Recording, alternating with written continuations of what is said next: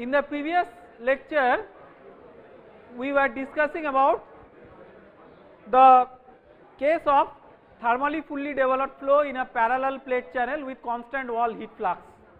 Now, we will see the consequence of constant wall temperature boundary condition for that problem.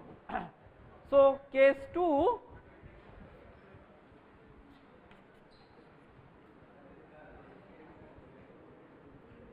hydrodynamically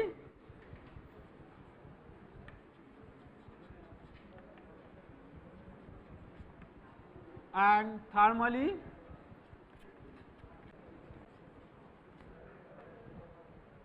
fully developed flow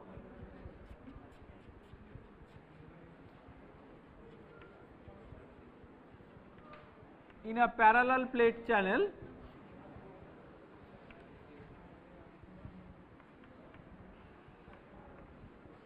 with constant T wall.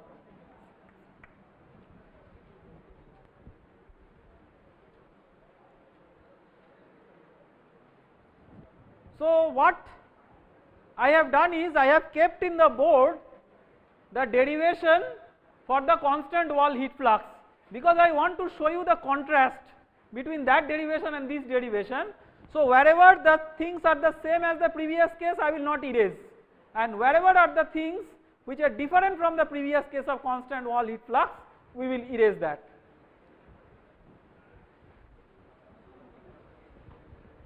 So, we will start with the energy equation.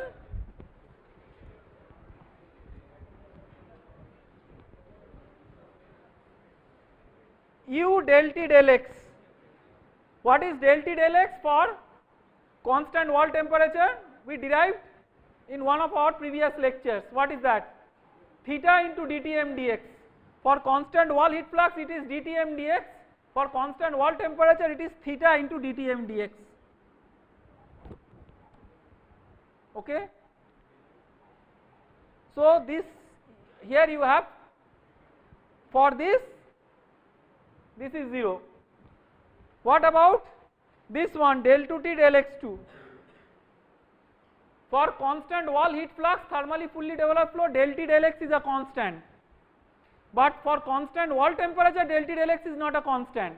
Therefore, this is not identically 0 for constant wall temperature. We can at the most make an approximation that this is approximately 0. And when we make this as approximately 0, what is the physics that we are considering? What does this term represent? This represents axial conduction, conduction along x. So, this means we can assume this to be approximately 0, neglecting axial conduction. So, this is an assumption for constant wall heat flux that was identically 0. For constant wall temperature, this is not identically 0, but this may be approximated to be 0 by neglecting axial conduction as in comparison to axial advection. So, you can see that in the governing equation, the sole difference coming out is with dTm dx there is a multiplier of theta. Okay. So, now let us look into this derivation. So, this does not depend on whether it is constant wall heat flux or constant wall temperature. dTm dx expression, this also does not depend on whether it is constant wall heat flux or constant wall temperature. So, in the governing equation, when we have substituted dTm dx, now in this governing equation you have an extra theta multiplier with dTm dx. So, with the previous term now,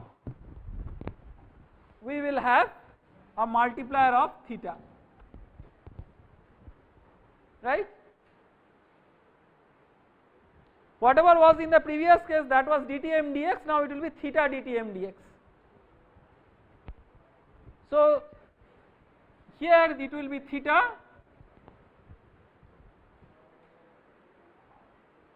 so this will be theta,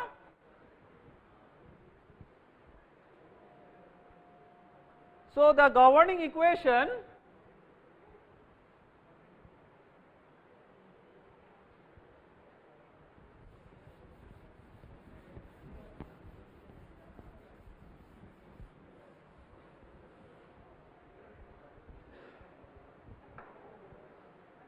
instead of d2 theta dy2 plus Nusselt number into u by u average, it will be d2 theta dy2 plus Nusselt number into theta into u by u average. So, this theta multiplier has come, but this theta multiplier will spoil the ability of this problem to yield an analytical solution. So, this problem can no more be addressed analytically until and unless you have a very special case where u by u average is 1, that is a plug flow, but for a general flow you cannot solve this problem analytically. In fact, this kind of problem is an eigenvalue differential equation, eigenvalue problem in ordinary differential equation. So, you cannot solve this analytically. So, I will give you an outline of how to solve this numerically. So, you have these two boundary conditions. On the top of that, at the wall,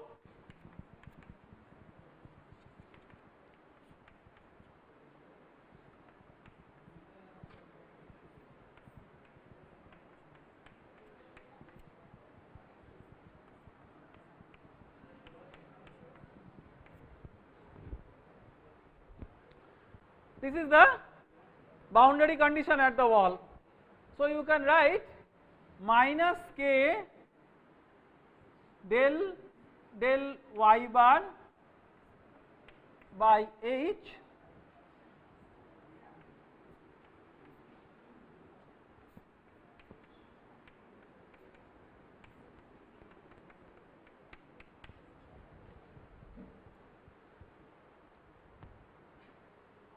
So, what is this term in the bracket?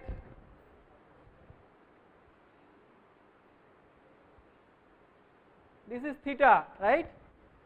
Can we write instead of partial derivative ordinary derivative here? Yes, we can write, because for thermally fully developed flow theta is not a function of x, theta is a function of y only. So, we can write d theta dy non dimensional at y equal to 1 is equal to minus Nusselt number based on h. This is an additional constraint.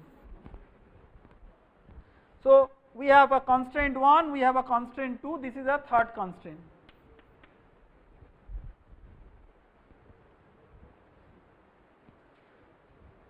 So, we can solve this problem by using a method, numerical method called as shooting method.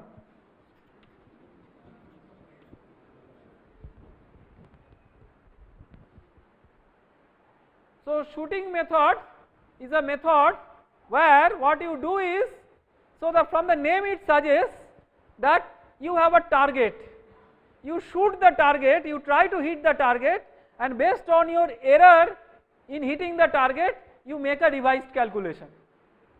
So, what you do is that you convert this second order ODE into a coupled system of two first order ODEs.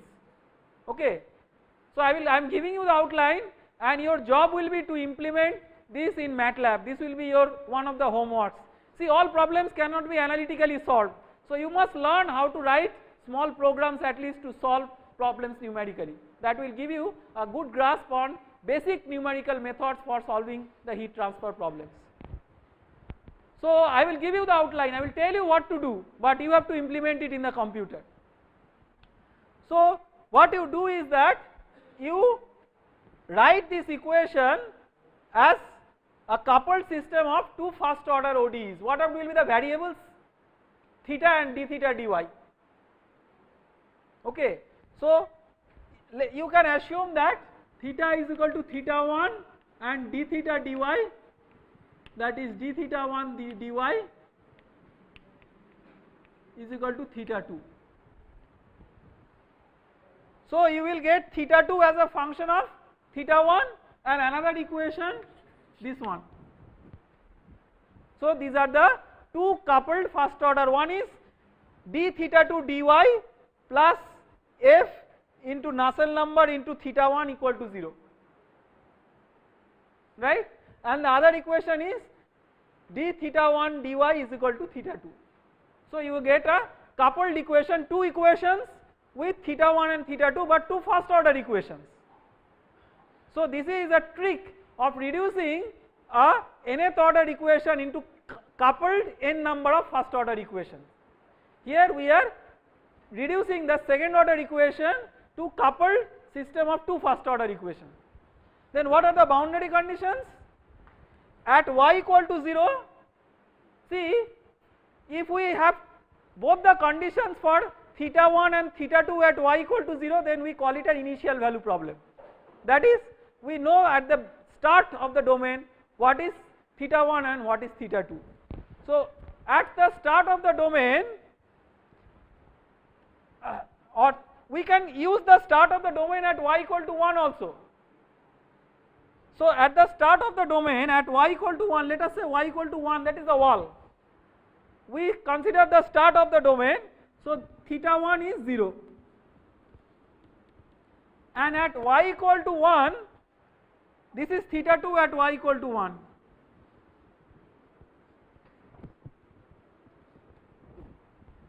Is minus Nusselt number, but you do not know Nusselt number. So you can give the boundary condition if you guess the Nusselt number, right? So the first step is, so I am writing the broad steps.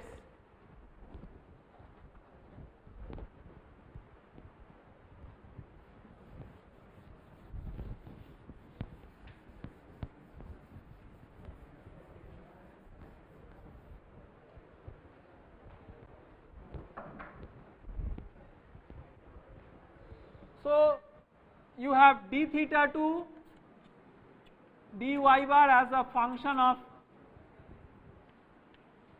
theta 1 theta 2 y bar, and d theta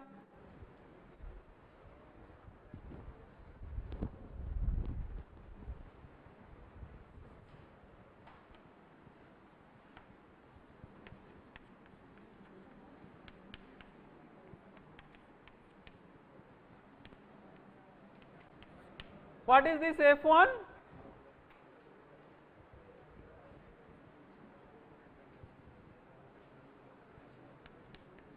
What is this f1? This is theta 2. And what is this? Minus f into Nusselt number into theta 1, right? So these two equations. Now you use the boundary condition, these are the two coupled equations. Now guess Nusselt number. Once you guess the Nusselt number, then what you will get? At y equal to 1, you have boundary condition theta 1 equal to 0, and at y equal to 1 theta 2 is, or yes, d theta dy is minus Nusselt number. So these two now will become known if you guess Nusselt number. So with this you can use an initial value problem solver. In MATLAB you have some built-in functions like ODE23, ODE45, this kind of functions, built-in functions in MATLAB you can use to solve for theta 1 and theta 2. Then using this, so these are basically using a method known as Runge-Kutta method.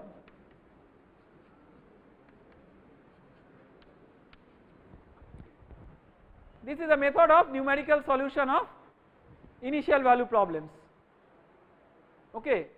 So once you calculate this, then you can calculate what is theta 1 at center line and theta 2 at center line. This you can calculate from wall, you come to the center line and you calculate theta 1 at center line and theta 2 at center line. So these initial value problems are marching problems, that is in a particular direction you march.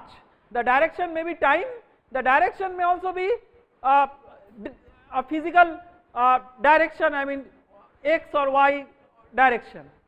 So here in the direction from the wall to the center line we are moving. So at the center line you can calculate theta 1 and theta 2 starting from the wall, you march. Now theta 2 at the center line you calculate, and what do you expect? See, this boundary condition says that at the center line you expect theta 2 to be 0. So you ask now the question, is it 0? If it is 0, then you have guessed the Nusselt number correctly. But if it is not 0, you have to do a defined guess based on what deviation from 0 you have got from this. So that is what is shooting method.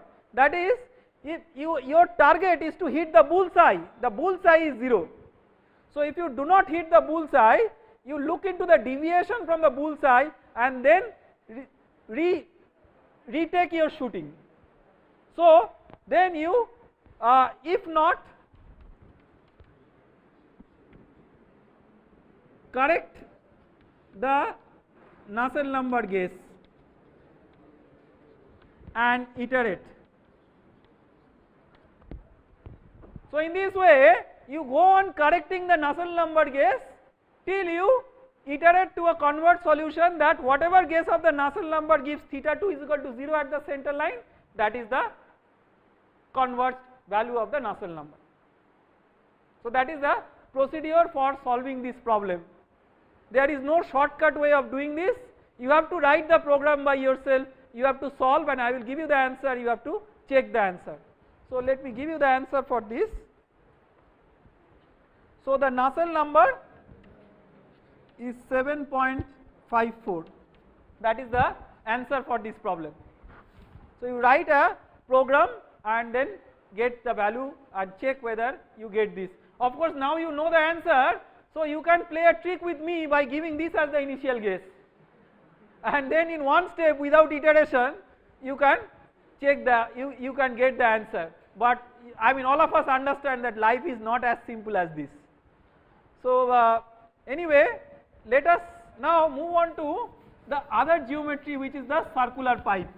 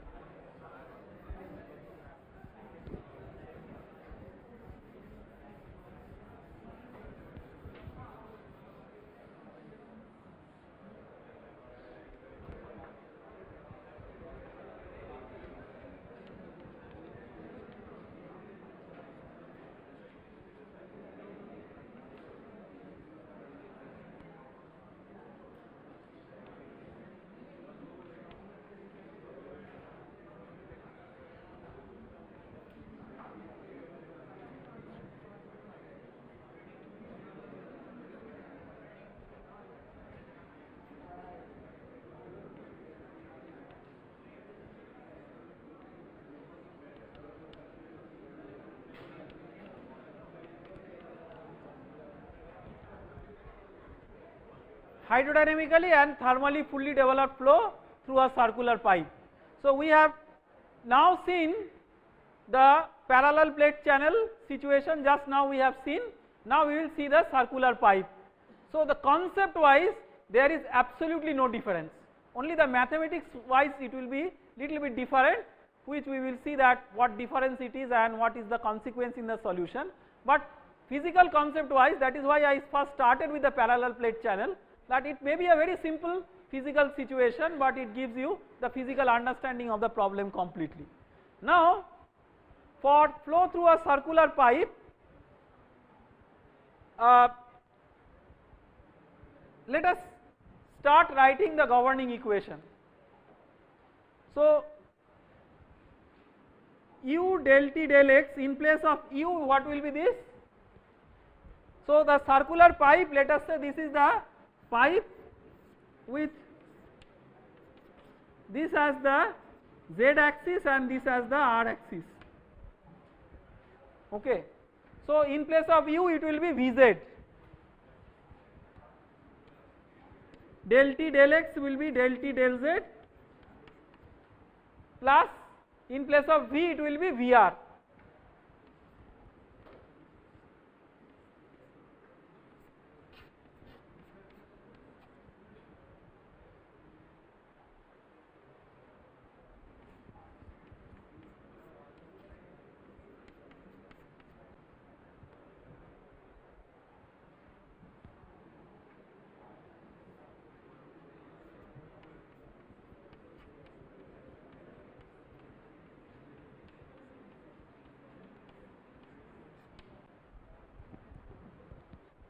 So the only difference is that in the cylindrical coordinate system the Laplacian will take this form, that is when you consider the derivative with respect to r, so this is 1 by r del del r of r del t del r, the del square term will involve this.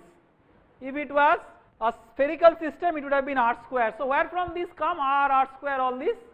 Because in the cylindrical system the elemental area involves 2 pi r dr, and in the spherical system it is proportional to r square, 4 pi r square. So the elemental volume is 4 pi r square dr for the spherical system, and here 2 pi r dr into L. So when you divide all the terms per unit volume, that 2 pi r becomes 1 by r and 4 pi r square becomes 1 by r square. That is how these terms come. So it is just a matter of changing from one coordinate system to the other. It has no special significance. So case 1, constant wall heat flux, which we will work out, and constant wall temperature I will give you as a homework. Just like the previous case, you have to use the shooting method to solve this problem, but I will work out the constant wall heat flux case.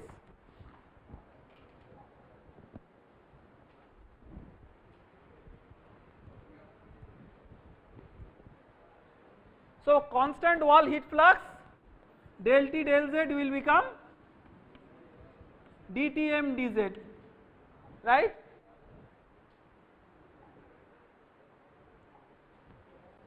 What will be Vr?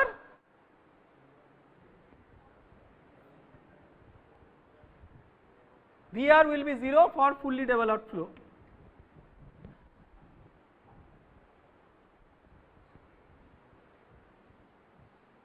What will be this? Just like del T del X equal to constant for thermally fully developed flow with constant wall heat flux in parallel plate channel, similarly del T del Z equal to constant. So this will be 0.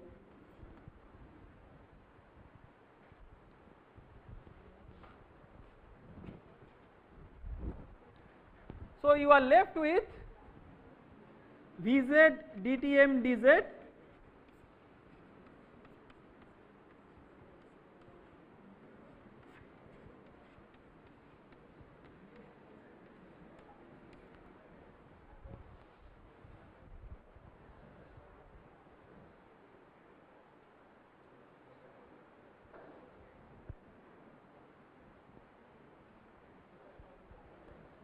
What is dTm dZ? We have derived it for a general cross section, so we can use it for a circular pipe. So what was that? Q double dash P by m dot Cp.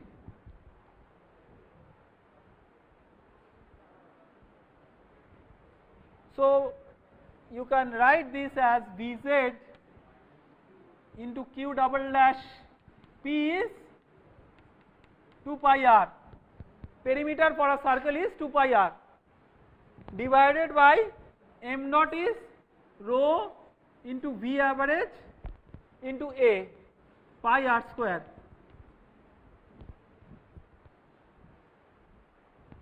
Right?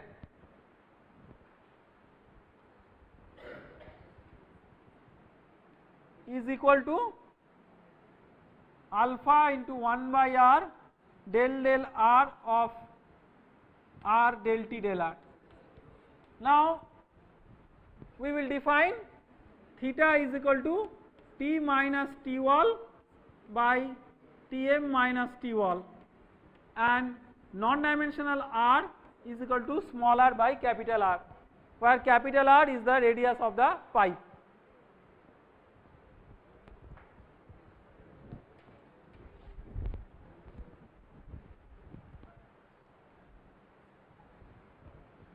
So we can write del T del R is equal to del T del theta d theta dr bar into dr bar dr, right? Just the chain rule, changing the basis from t to theta and r to r bar.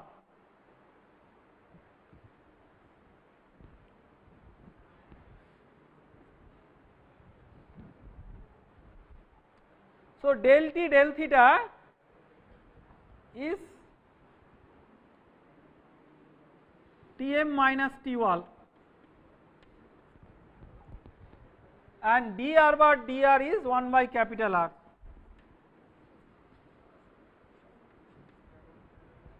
So what is r del T del R?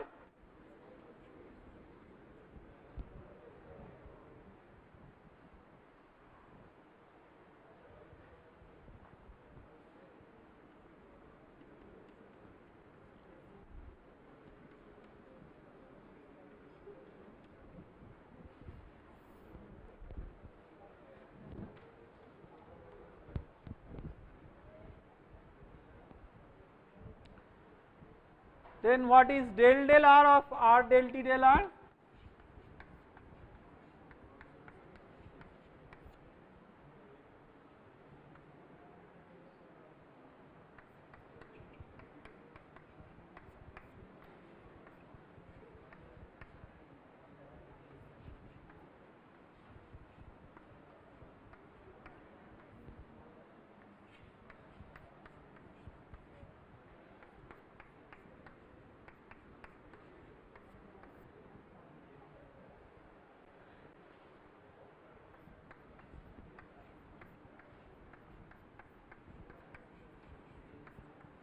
So finally 1 by r del del R of r del T del R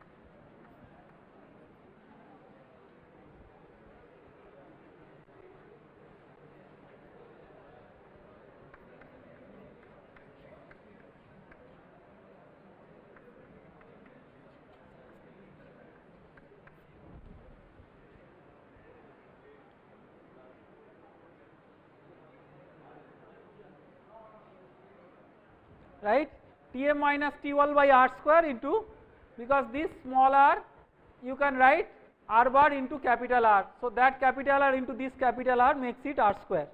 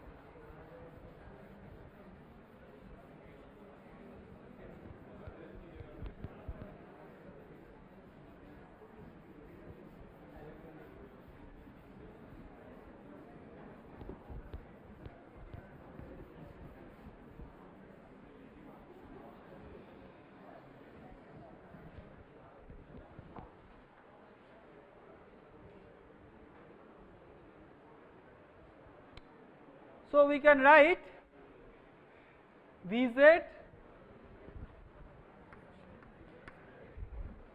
into q double prime into 2 pi r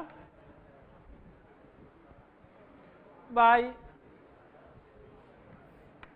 V average rho pi r square is equal to alpha. There is a Cp, huh? There is a Cp, right? We have missed the Cp here. Please include the Cp. We have missed the Cp here. Is equal to alpha into Tm minus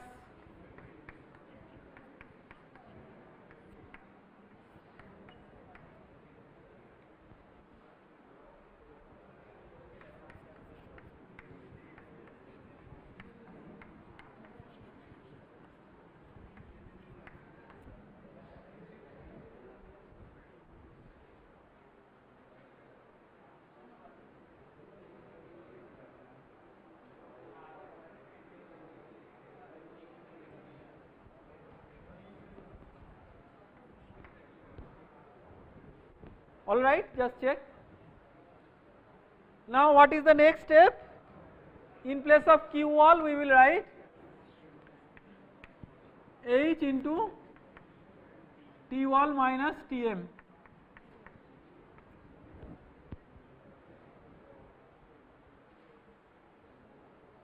And alpha is K by rho Cp.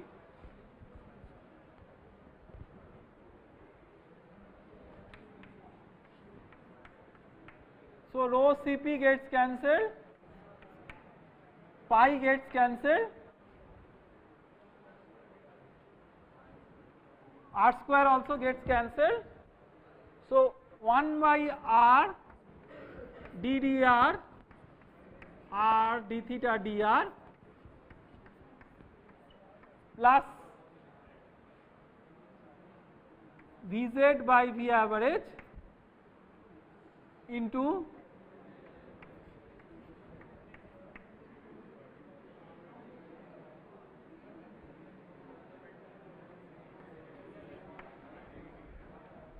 so you see here this is H into 2r by k.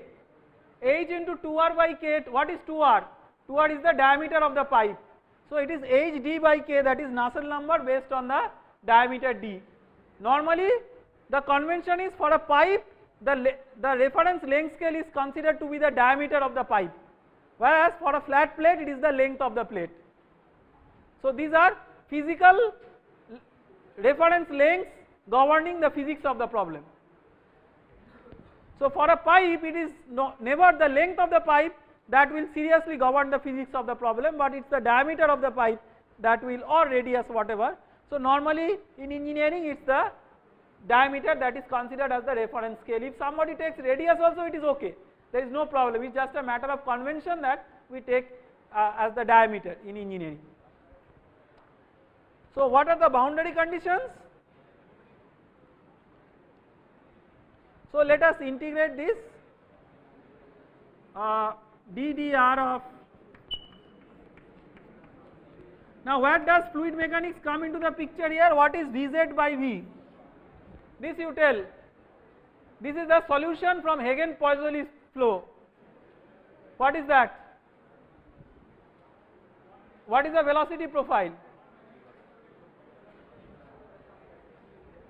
This is 2 into 1 minus small r square by capital R square.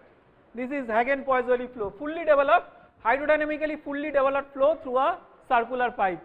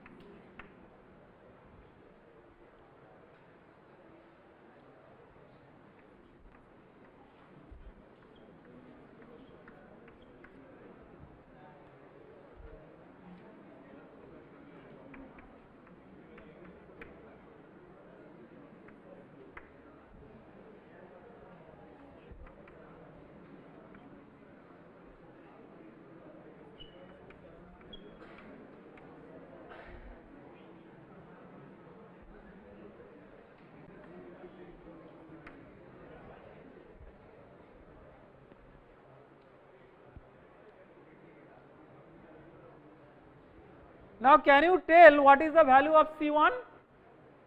What is d theta dr at r equal to 0? It is 0.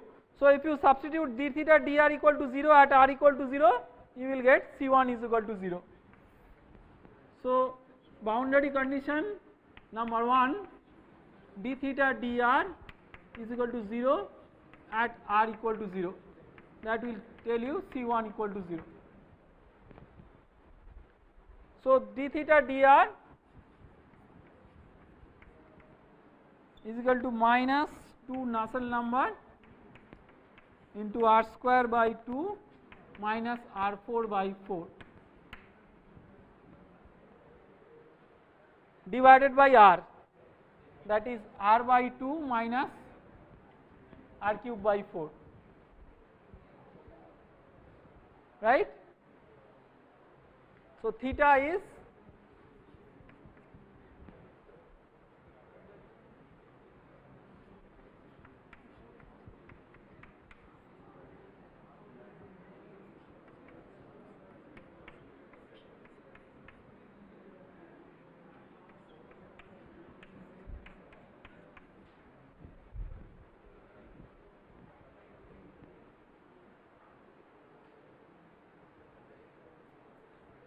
then we can write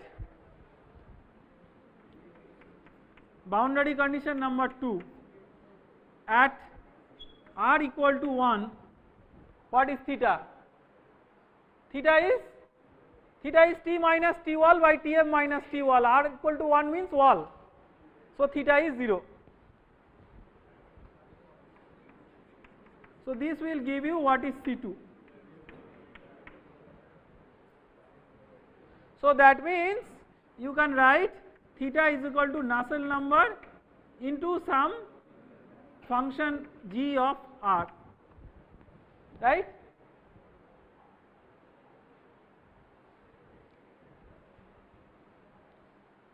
Now how do you calculate the Nusselt number? Just like the parallel plate channel case, we will use the definition of bulk mean temperature.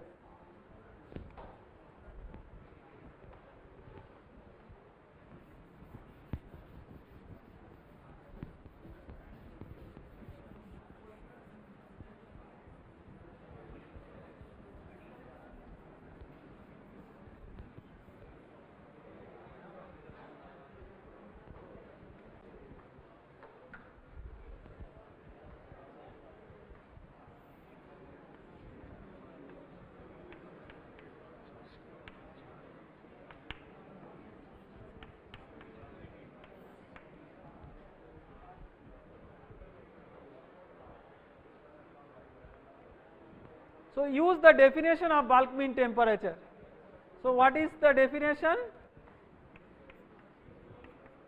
Rho Cp is constant, we are assuming.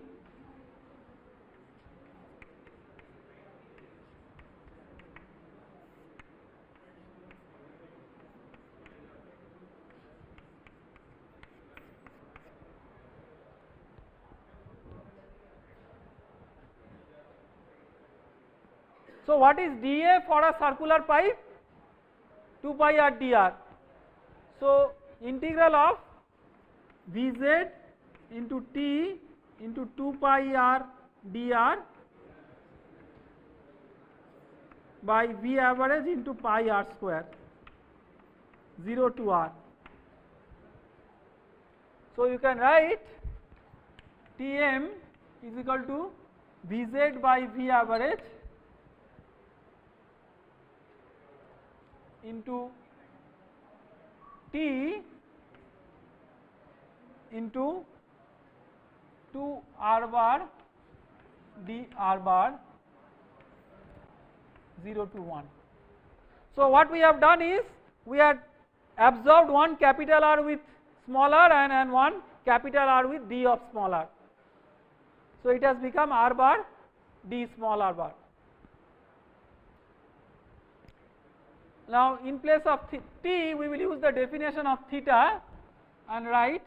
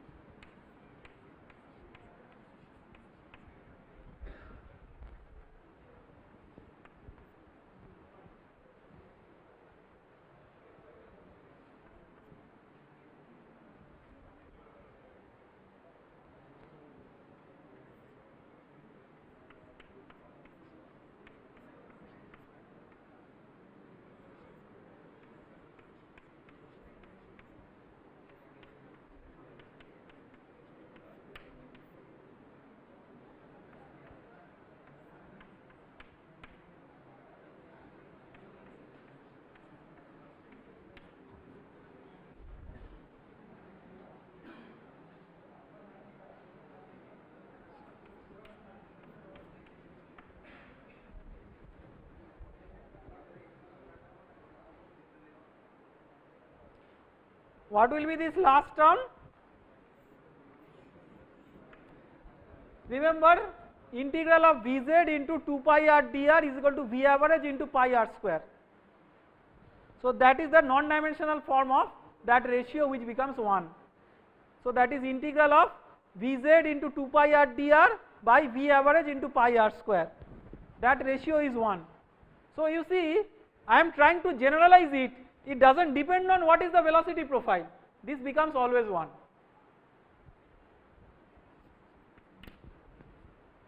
So you can write integral of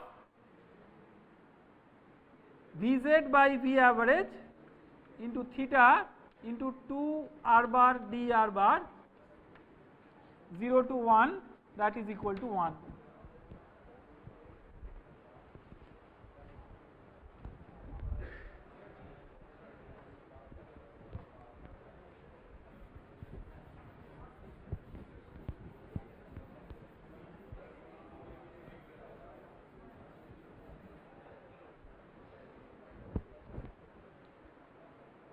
So Vz by V average is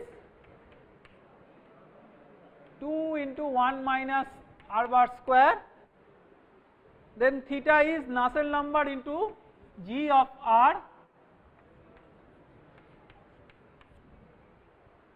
bar into 2 r bar dr bar equal to 1. So that means Nusselt number is equal to 1 by integral of 0 to 1 4 into 1 minus r bar square into g r bar into r bar dr bar, right. So this is a number. Once you this is a simple polynomial integration, there is no trick in this integration, it's just because this is a simple polynomial. So once you do this integration, you will get the value of the Nusselt number, and the value of this Nusselt number is 48 by 11.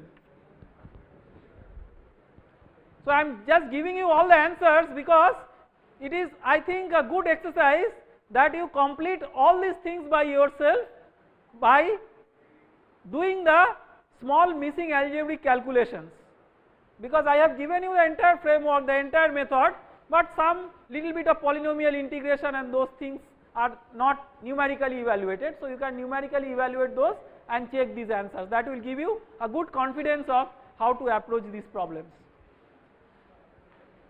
The other case is the constant wall temperature.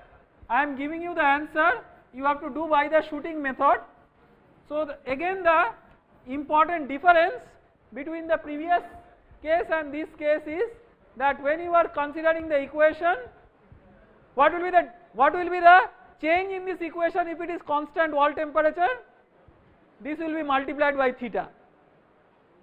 That will be the only difference, just like the parallel plate channel. And then you have to work it out by the shooting method, and I am giving you the answer. So Nusselt number, so this case is constant wall temperature.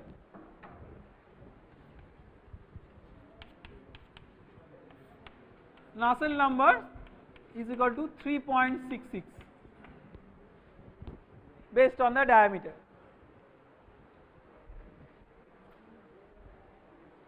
So we have worked out 4 cases, or we have discussed about 4 cases: constant wall temperature and constant wall heat flux, each for parallel plate channel and circular pipe. So these 4 cases we have covered, and velocity profile we have considered to be fully developed pressure driven velocity profile, which you can derive from the Navier-Stokes equation assuming fully developed flow.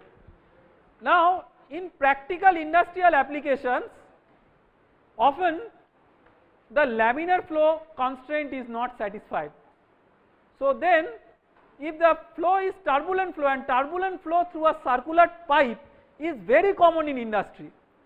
So if the pipe is either heated or cooled, then what type of relationship you will have between the Nusselt number and the other parameters? So that is given by many correlations. For turbulent flow you cannot work it out analytically, So based on experimental correlations, many popular correlations are there. I don't expect that you remember many correlations, but at least one correlation which is industrially used very extensively must be learned at this level, because at the end we are interested to solve engineering problems, and that is one of the very important correlations which we use for turbulent flow through circular pipes for solving engineering problems, and that is given by a correlation called as Ditus-Boelter correlation. So let me write down this correlation.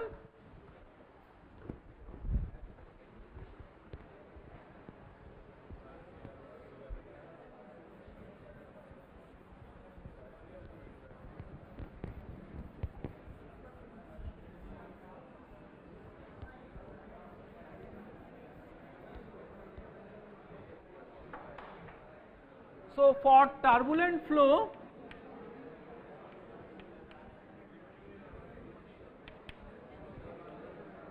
through circular pipes,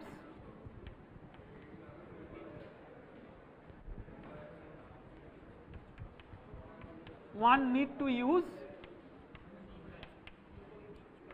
appropriate correlations.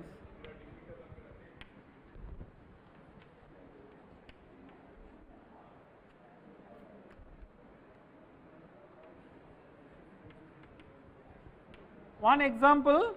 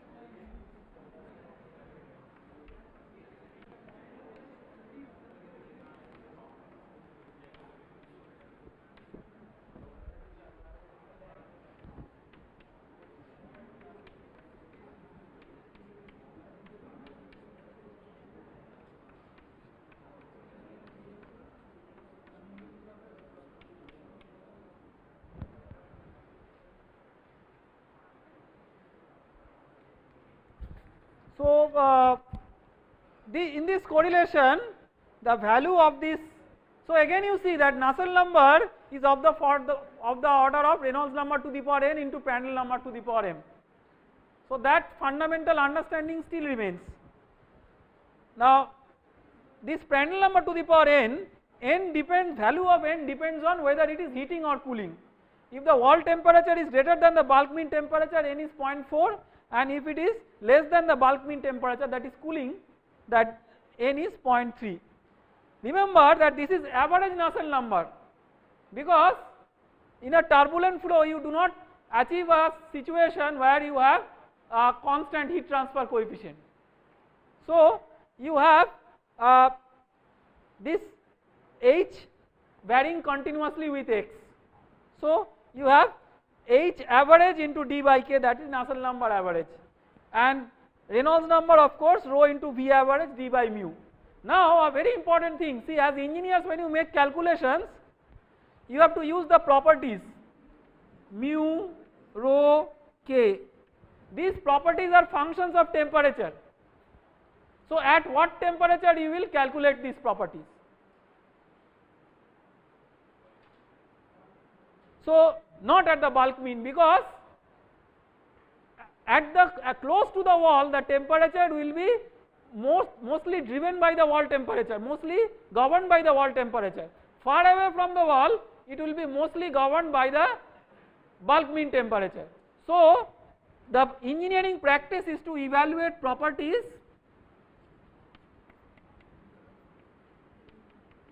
at T wall plus Tm by 2.